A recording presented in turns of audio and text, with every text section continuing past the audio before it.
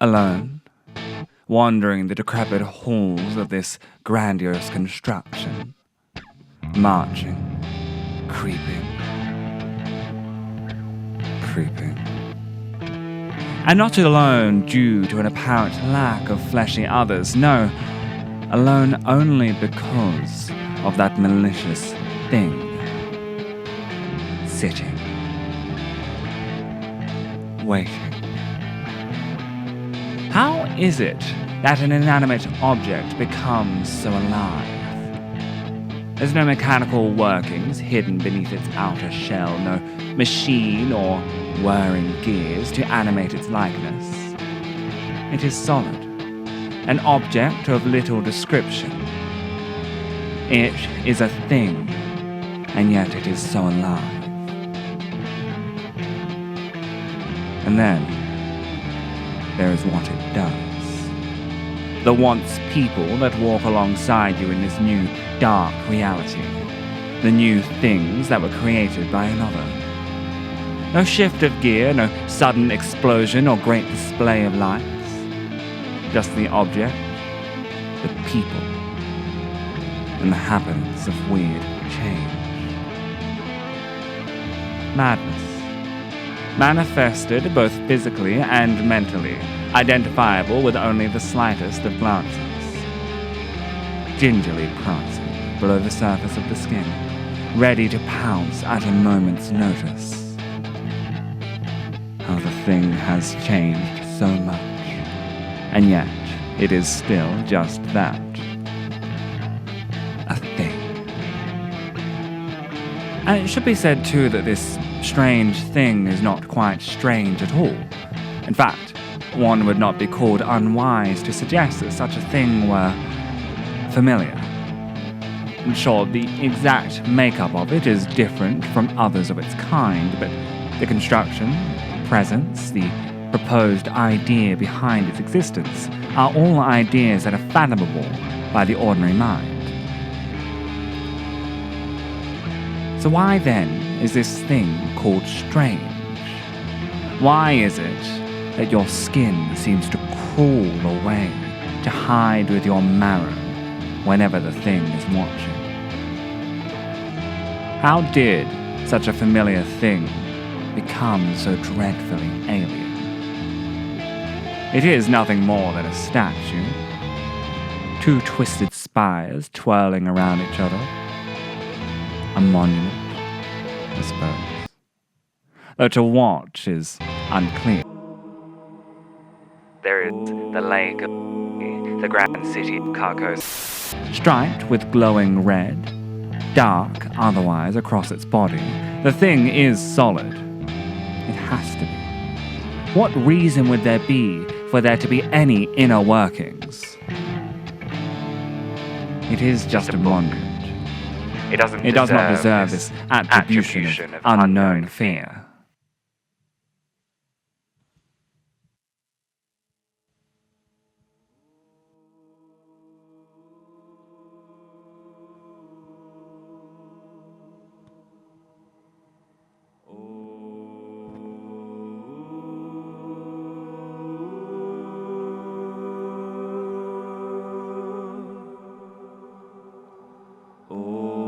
Dead Space is, and always will be, an absolute masterpiece.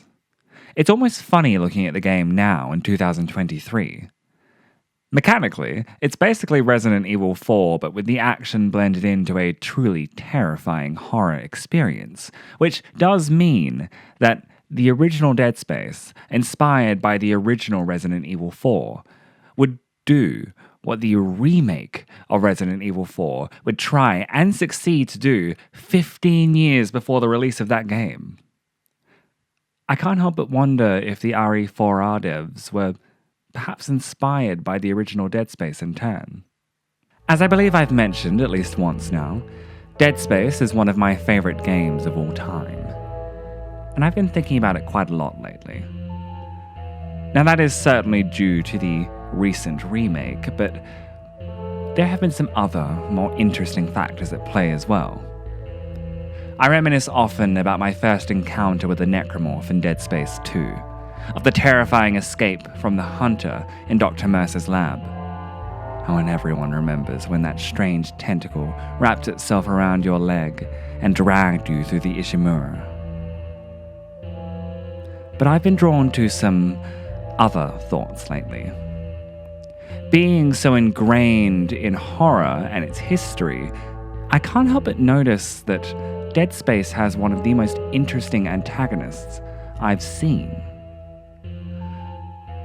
It's not the necromorphs themselves, it's not unitology, it's not Dr. Mercer, it's not the hive mind, it's not Nicole, though she certainly plays a larger part. No, the true antagonist of Dead Space, the mastermind, the big bad at the heart of everything, is an object. The red marker.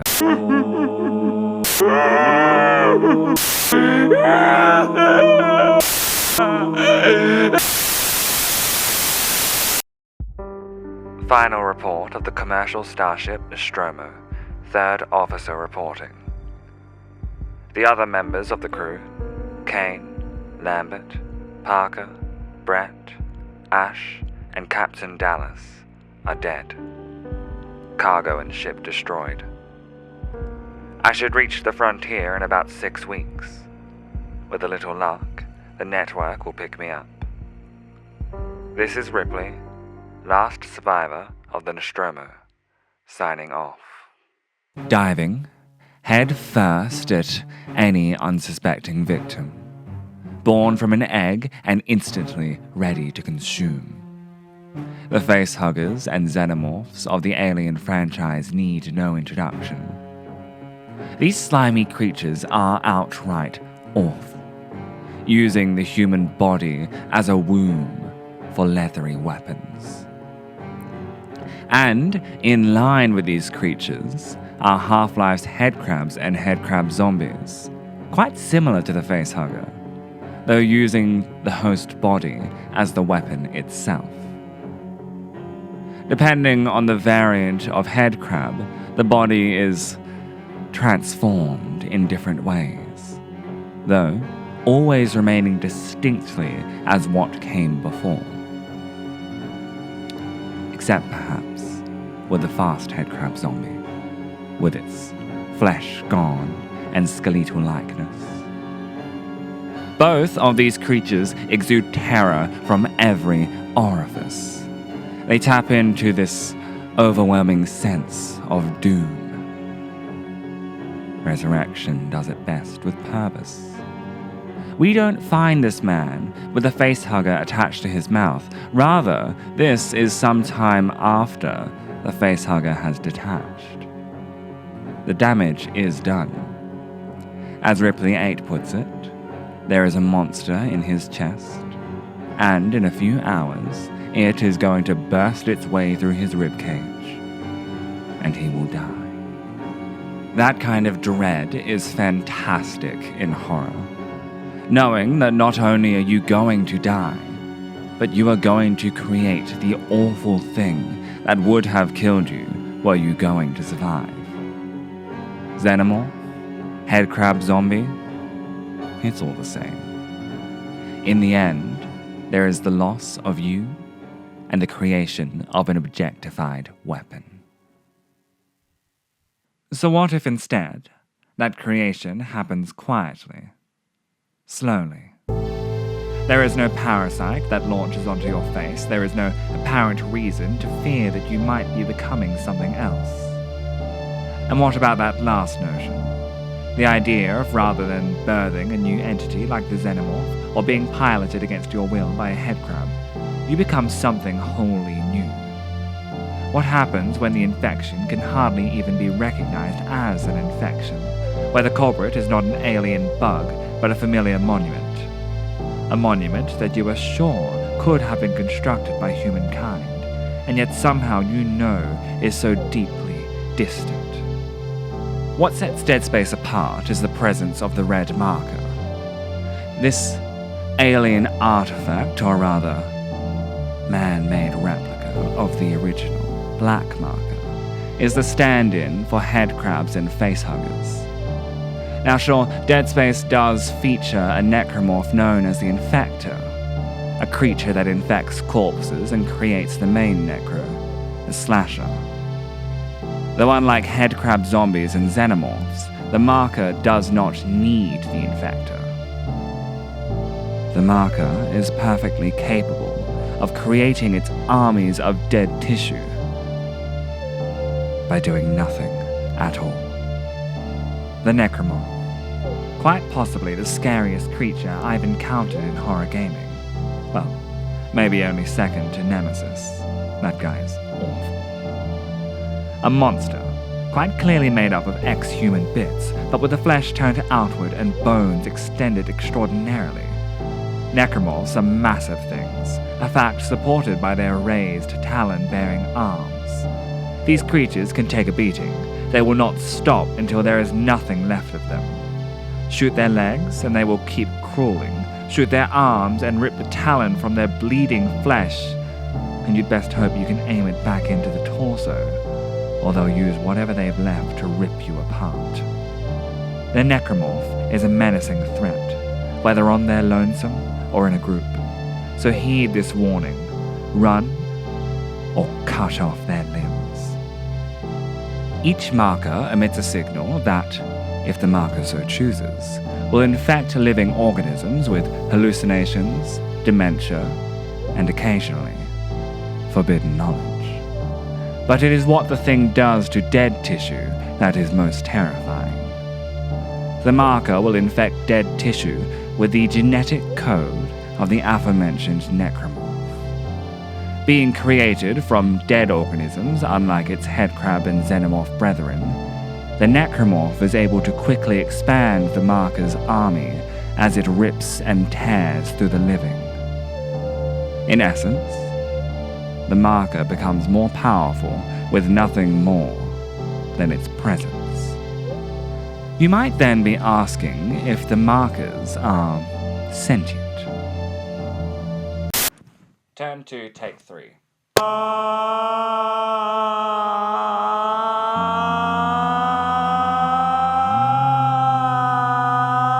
You might then be asking if the markers are sentient. That is, well, that's complicated. You see, in Dead Space 3, we learn about the potential origin of the markers, the Brethren Moon, and the fact that each marker is able to communicate across vast distances of space. And so, it is unclear whether this communication and coordination is orchestrated solely by the Brethren Moon, or if the markers have autonomy. There is a big rabbit hole to go down with the inclusion of Dead Space 3, and whilst I honestly enjoyed the game mechanically as a kid, I'm not all that interested in discussing it lore-wise. Because there is a far more interesting take to be had when discussing only the pre-Dead Space 3 lore. What if the markers aren't sentient in any way that we would understand? What if they are just monuments with a signal, a creation, and nothing more? This interpretation reminds me of Haley Piper's Your Mind is a Terrible Thing, in which a message is transmitted to a ship deep in space. That message is written in no known language, and in fact, it takes no form that would be recognizable as a message at all. And yet, it is that, a message. The form that message takes is the mutilation of human bodies, folding them outward, destroying them until they are nothing more than feral brains, attacking anything on sight. The markers don't seem to have a grand plan outside of what the mythology refer to as. There are some grand plans, never enacted directly by the Elo itself, but rather the mad zealots that have refer to as convergence. And we do see some instances of convergence. Once at the end of Dead Space 1 with the hive mind, and once at the end of Dead Space 2 where thousands of necromorphs surround the base of a new red moon. I particularly like the moment where the protagonist shows the sign unsuspecting stranger. continues about walk, knowing well what is a marker. But what then? Is there any greater plan after convergence? Do the markers even know that they are doing this? Or are they just that? Objects that create atrocities for no other reason than that they do. I mean, they are objects after all, and perhaps it's not all that strange to... not unwise to view it as Who are you? Yeah, you. Who are you? I can see you. And I know you see me. Who are you? Who are you? Who are you? Who are you? Who are you? Mindlessness is a rather cruel state of human existence. Cruel especially when you consider the versatility. Does mindlessness need to involve an absence of cognition? Or perhaps can we attribute mindlessness also to the purposeful rejection of thought? Propose those who fall victim to the ideas of a larger hive. Are these victims within, absorbed by the onslaught of outer ideas, not forced into mindlessness by their current state? And that's not to imply that such folks are incapable of individual thought, nor that they should be unable to free themselves from their current position, just that when ingrained in such strange group practices, that perhaps one requires mindlessness to truly involve themselves. I suppose then we can identify mindlessness as not necessarily being without deliberate thought, but rather as the body and its actions being adjacent to such cognitions, where one splits themselves from their usual rationale in accordance with what they perceive to be a higher need. Though, what is it that drives someone to give up their mindful state? Well, there is the requirement of safety. For one to denounce their cognitions in place of another's, there must be some violent pressure on the outside. Our victims pushed by frightful hands into their awful choice. And yet, it is not enough to entice virgin minds with only an unruly existence. No, there must too be a promise of a reward. Freedom from created danger, yes, but also bliss. It is the idea of bliss that allows one to be consumed by mindlessness, no matter how significant. So, do these strange, consuming ideas offer, alongside their frightful fear-mongering, some promise to allure fresh minds? Well, Unitology, a religious organization dedicated to the markers. This group believe the markers to be a divine presence, and the transformations that they cause to be the next step for humankind. Unitologists welcome the markers, seek them out even, and they are no small organization. No, they can be found all over the galaxy. In Dead Space, a number of Unitologists can be found on board the derelict planet cracker explored by Isaac Clarke, the Ishimura. The game begins with Isaac on board a maintenance ship, the Kelly. He is both there as an engineer and in search of his missing girlfriend, Nicole Brennan, Chief Medical Officer of the Ishimura. But why would such a large planet cracker need an outside maintenance crew? Surely they have one on board. And more importantly, why is there no clear signal when the Kellian approaches? Before Isaac, before the Kellian, the Ishimura was engaged in an illegal mining operation on Aegis 7. Word had gotten round that a marker had been found on the planet, and thus several organizations began making moves to retrieve it. Most notable was the Church of Unitology, who used their influence to plant several high-ranking officers on board the Ishimura. With the unitologists in place, the grand plan of retrieving and activating the marker could begin. As mentioned earlier, the unitologists believe that the marker possesses a great gift for humanity. They wish to ascend, which they believe convergence will achieve. And so they welcome the destruction that this thing will bring. Unitology, if you've not yet realized, is a cult. This is cosmic horror after all.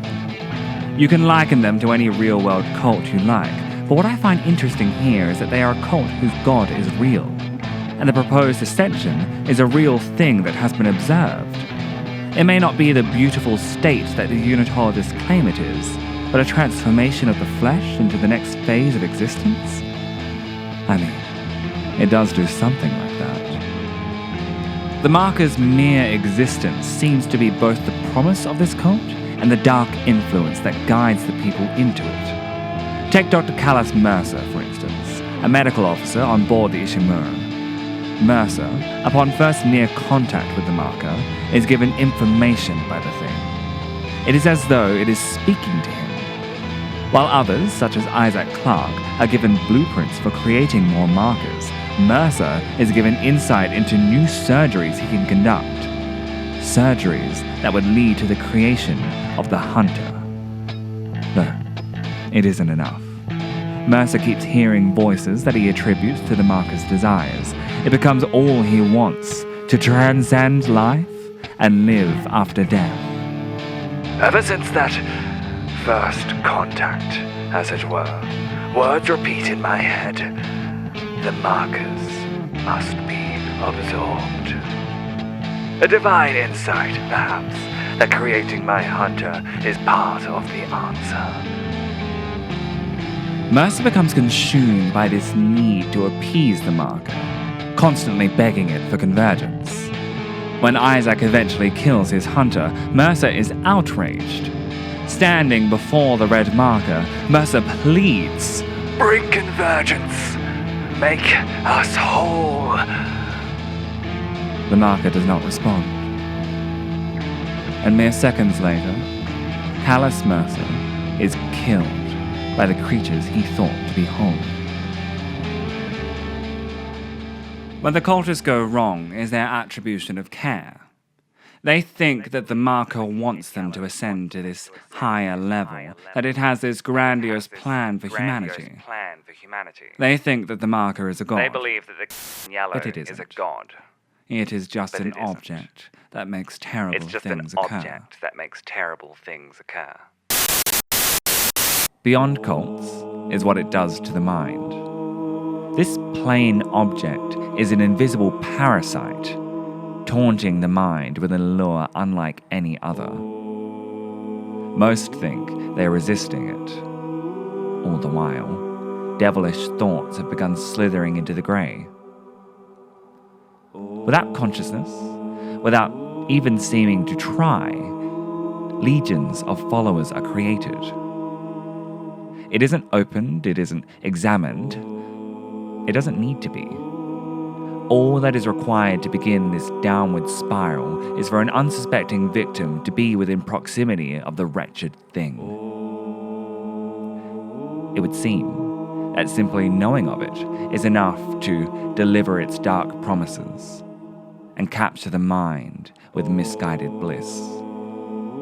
It is the direct opening of the book, direct interaction with the monolith, that sends its victims into madness, that transforms its victims. But I find it intriguing how the seeds of its despair have been planted long before an individual has even decided they are going to seek it out. But with that in mind, Dead Space's markers are not unlike Robert W. Chambers, the King in Yellow. I cannot forget Carcass. The memory of the pallid mask. The King in Yellow. A terrible thing to happen to any society. Throughout the numerous stories in which this play is named, it wreaks havoc both large-scale and small, all the while appearing as nothing more than a book. I cannot describe to you what occurs within these yellowing pages, for the contents are never mentioned in any of Chambers' stories. There are tiny glimpses. Lake Hully, Hasto, the pallid mask itself. And of course, there is dim, cherished Carcosa. It is criminal how small the glimpses we get are, for the tiny tastings we are afforded leave the mouth drowning in salivation. Of course, it doesn't matter that you aren't able to see into the delights of Carcosa, because just the idea that you might is enough to keep you trapped within the king's confine. Simply seeing the book on a friend's mantle, a bookmark diving gracefully into the book's papery depths, is enough to send you into a fit. You must see the pallid mask. You must have that book. It is like a serpent, crawling its way through your bloody vessels, whispering into each and every orifice. Need. A need that you cannot ignore. A need that you do not want. And yet it is all you have left. You need the king in ya.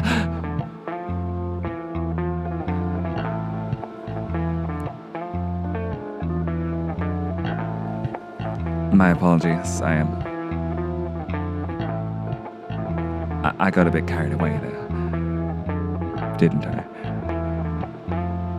The King in Yellow is described as being so dangerous to read that its contents are never described in any of its stories. In each story that Chamber writes, he focuses on the effect of the play rather than on the play itself.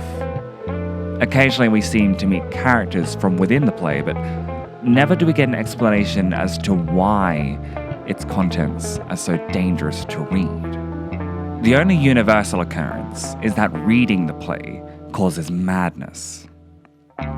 The Repairer of Reputation sees Hildred lose his mind trying to claim the supposed crown of the King in Yellow. The yellow sign sees two people sitting across from one another, shaking and discussing in a low, monotone drawl. They hardly notice that what they are discussing is the King in Yellow. It just happens. Joe Koch's The Wingspan of Severed Hands imagines a world brought to ruin by the infamous yellow sign, an insignia of the king mentioned in Chambers' original book. Paula D. Ashe imagines a drug known as carcassine, in her short, Exile in Extremis. That drug takes whoever consumes it to Carcosa, leaving the body in a half-dead state. A shade. Ashe's yellow madness is the desire to be in this state. Death is peace. Peace is death. It may look ugly on the outside, but inside it's the only thing that calms us. The focal point of bright black at the center of everything. In Dead Space, the red marker causes hallucinations and insanity. Both of these artifacts, ordinary and plain in their appearance, create catastrophic circumstances for those who come near. And it's that word that makes me so fascinated by them both. Ordinary. At multiple points in the game Signalis, you will come across a seemingly ordinary item that feels out of place within the world of the game. The first is, well, the King in Yellow. Picking up the book turns the screen red and displays quotes from H.P. Lovecraft. Then, a new character awakens in a bathroom, gazing into a mirror and calling back to Silent Hill 2. My favorite instance, and admittedly I have not progressed any further than this in the game, is when you pick up the butterfly box.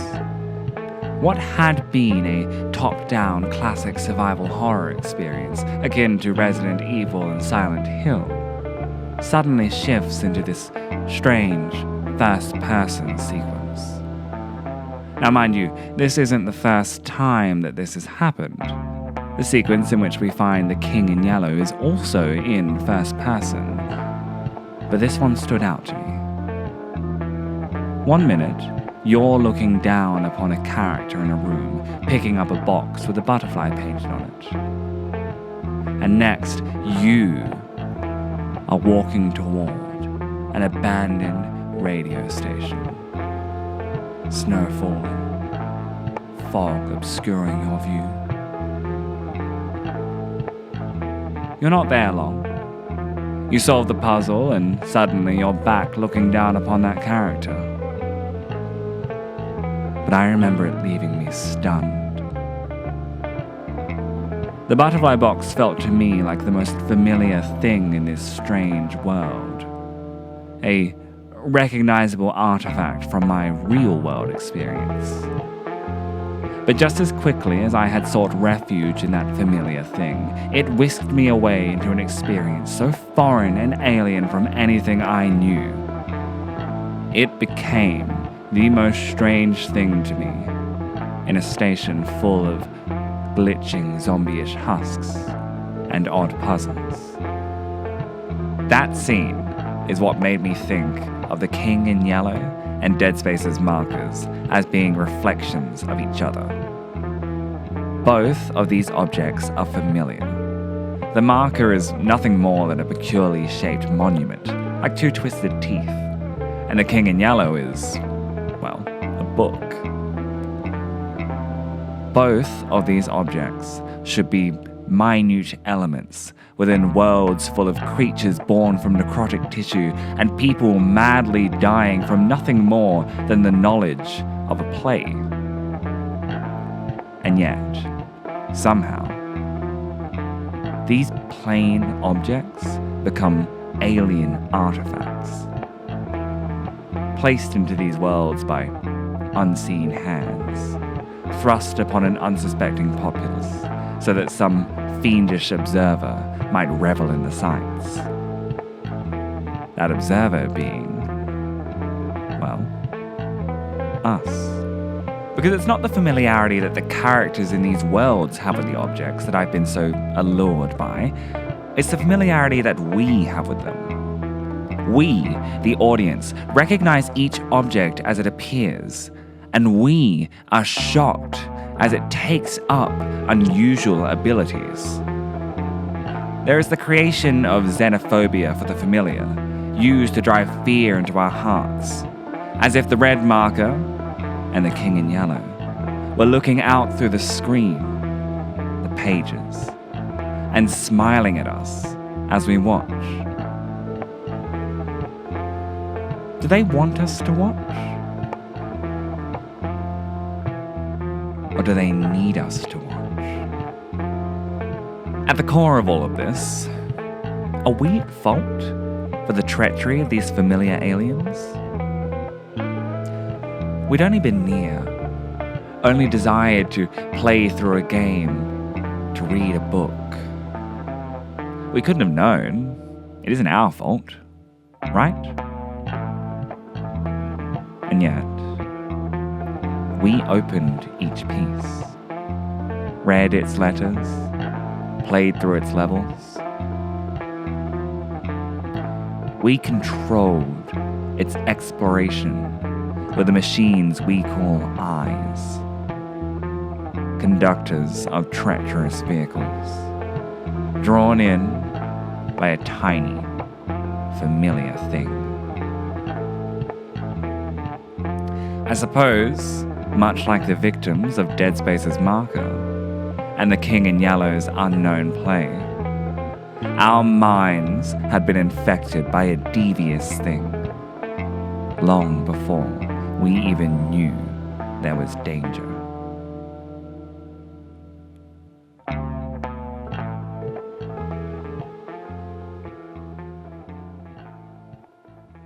Oh, and just one more thing. I need to tell you about a dream that I had whilst reading The King in Yellow.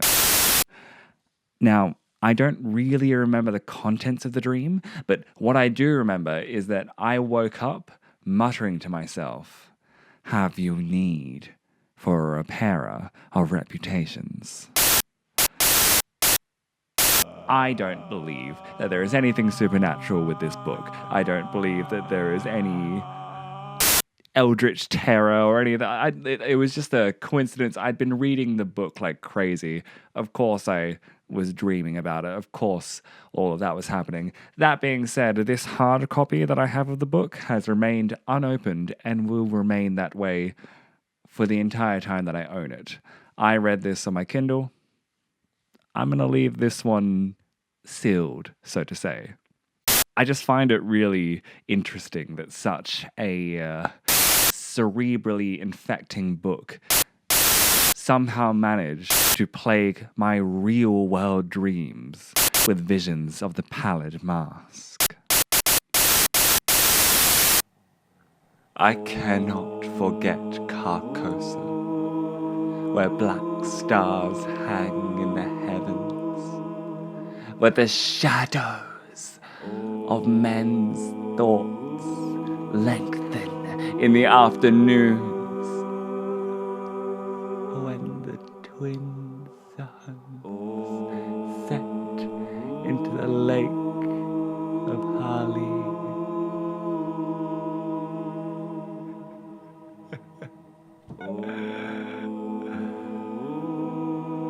And my mind will bear forever the memory of the pallid mask.